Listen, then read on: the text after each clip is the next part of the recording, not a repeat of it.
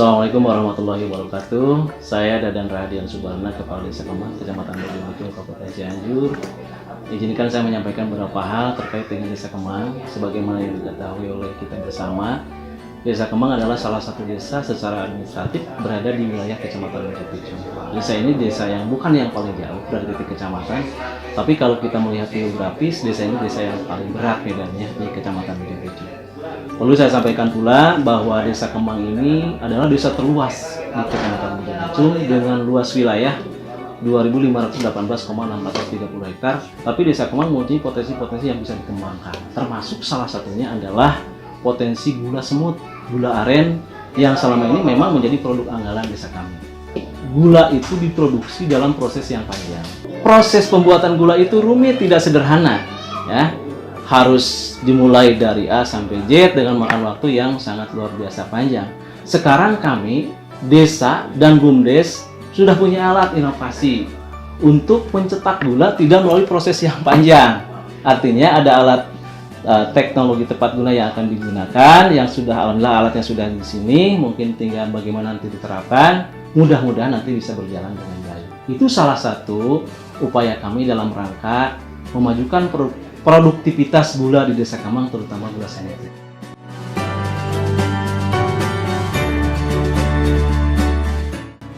Nah gini Pak, mengenai gula semut, karena produk unggulan Desa Kemang adalah gula semut ya.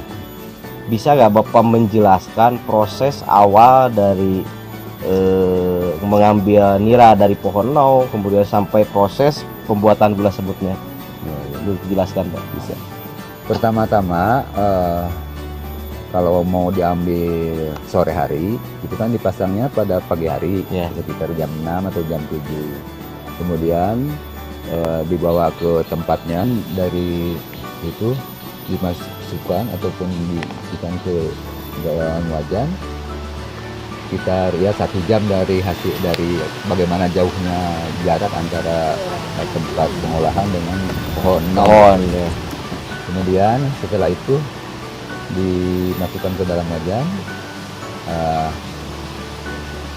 Setelah itu dalam waktu 3 jam bagaimana banyaknya air nira, banyaknya airnya, kemudian setelah 3 jam ada perubahan dalam arti hasil itu reaksi gitu kan, reaksi itu. Nah kemudian setelah 3 jam kira-kira warnanya udah agak menguning gitu, pokoknya udah ada cairannya udah hilang. Bahkan kalau perbandingannya dipresentasikan kan ada 2 gula itu kan ya, ada yang gula yang di kotak ya, itu gula balok ya. Gula balok itu mah kandungan airnya sekitar 25%, 25%. Nah kalau gula semut bagaimana pengering kebutuhan? Kalau yang ingin produknya seperti tepung, itu setelah diolah itu seperti debu gitulah. Itu kandungan airnya 5%. Kandungan airnya. Bahkan uapnya juga, lidah juga ataupun baju juga kena uap itu manis gitu. Nah kebanyakan yang sekarang yang dikelola sekarang itu minimal kandungan airnya itu sekitar 15 atau 10%. 10%. Iya. Itu dalam waktu 2 jam. Bahkan itu bagaimana kayu bakarnya. Kalau kayu bakarnya bagus-bagus seperti dari pohon-pohon yang istilahnya keras itu, bukan dari albasiah, itu 2 jam bahkan sampai 3 jam. 3 jam ya. Jadi proses pembuatan dari pengambilan nira sampai jadi gula semut itu 3 jam. Mengenai pemasaran Pak, pemasaran hasil produksi Bapak itu ke daerah mana saja Pak? Kalau pemasaran di sini mah ya dijual di daerah kita saja, ya seperti ke Samsat gitu. Kadang ya ke pedagang-pedagang, ke warungan. Oh, ada tengkulak yang menerima khusus. Jadi Bapak nggak mendistribusikan ke sendiri ke.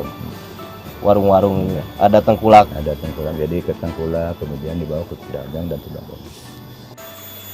Ya, atau nuhun pisan Bapak. Terima kasih.